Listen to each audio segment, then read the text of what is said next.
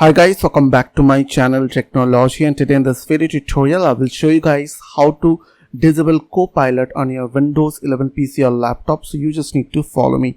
So at first you just need to go to your start menu icon or click on search window and type over here gpedit.msc. Okay. After that press enter from your keyboard or click on this edit group policy. So I will press enter. Now you will get this local group policy editor window. Now what you have to do, you just need to expand user configuration over here. So expand user configuration. Now you just need to expand administrative templates.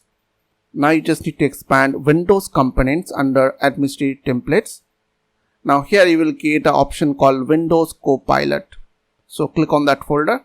On your right side you will get turn off Windows Copilot. So double click on it and click on disable and click on apply, then OK. And after that you just need to restart your PC and it will disable Copilot on your Windows 11 PC or laptops.